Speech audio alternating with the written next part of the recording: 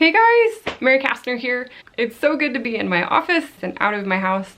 I didn't think I would ever say that. So I've been doing a lot of praying and figuring out what I can do for you in this time. And something came up that I just keep hearing in my natural conversations with other leaders, whether it's in ministry or in worship, that just didn't sit with me the right way. So here's what I've heard people say. My goal is to just be normal. Or my goal is to show people that you can be Christian and be normal. Can I be a worship leader and be just normal? And something just didn't sit right with that. And it's taken me time to process it. It usually takes me a little bit of time. And I even looked it up. I was like, it bothered me so much. And I was like, why is this bothering me? What even is normal? And I went to the source of all of life's answers, which is, of course, Google. And I just Googled the word normal. So Google defines normal, usual, typical, or expected. Okay, man. So let's insert that into the sentence. My goal is to be usual, typical, or expected. Where anywhere in scripture is anything normal, typical, or expected? Can I just say that out loud? Where in any of the lives of the saints, in any of the stories of God's people in the Bible, did things work out as we would have called it? Where? I challenge you, where is anything normal in a life with God? So I struggle with this because I feel like this goal does not match the Christian life, and especially doesn't match somebody who wants to be a leader. And maybe those people don't really want to be leaders anymore. That's okay. Maybe they're not supposed to be leaders. This vlog is for those of you that want to grow into worship leaders, or maybe you're already a worship leader. But if you're going to be a worship leader, you have to recognize that if you're moving in God's plan for you, your life is not going to be usual, typical, or expected. There's going to be a lot of curveballs. There's going to be a lot of unexpected, very untypical things. If your goal is to avoid all of that, I strongly discourage you from going into the Christian life. I strongly discourage you trying to find out what God's plan is for you, because usually it is even vocations or roles in ministry that we would consider normal, he makes it anything but normal or boring.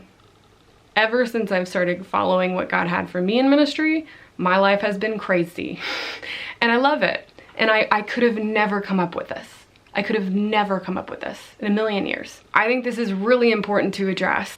Does your life look any different than the non-believers that you know? Does your life look any different? Like if they saw you on a Saturday, if some of your atheist friends or agnostic friends, if they saw you on a Saturday, would they have any inclination that you are different? This is a really important thing to look at. We are in a time where people are, because of this crisis, because of this pandemic, people are more open to Jesus and to God than ever, right? The world is asking really big questions, and it's this huge opportunity to witness God. And for me, what's inspiring for me is when I see someone who's different, when I see somebody that's convicted in themselves, that's living differently, that actually calls me deeper, that calls me on. It's way more damaging to a person's faith to witness Christians, and particularly Christians who are leaders in ministry, that their life looks no different from somebody in the secular world. If you saw them in a bar or on the street or on a Saturday, you'd have no idea that they were Christian or Catholic. This is a problem. And I don't want that for any worship leader here. I would much prefer you to not step into a position of leadership than for you to have a mentality of, I just want to blend in, I just want to be normal. Because if you're going to be a leader, that doesn't fly. I've seen it. You cannot lead people into a Christian life that you're not modeling. I've had seasons where I've struggled with it, and it is exhausting to be one person over here and another person over here. It's not worth it. It's not worth it. I just challenge you to really look at that. If somebody were to see you even in quarantine, could somebody tell that there's something different about you? Or is there a joy, a gentleness? Is there a conviction? Is there a desire to even talk about Jesus with other people? These are things that you should look at. I think in this circumstance with COVID, all of our lives are far from quote unquote normal. This was not expected for me anyway. Far from typical or expected. Even in the new normal that we've had in this circumstance of COVID, however you're encountering people, the little bit that you might be, if they did not know that you were Christian going in, could they tell that there's something different about you?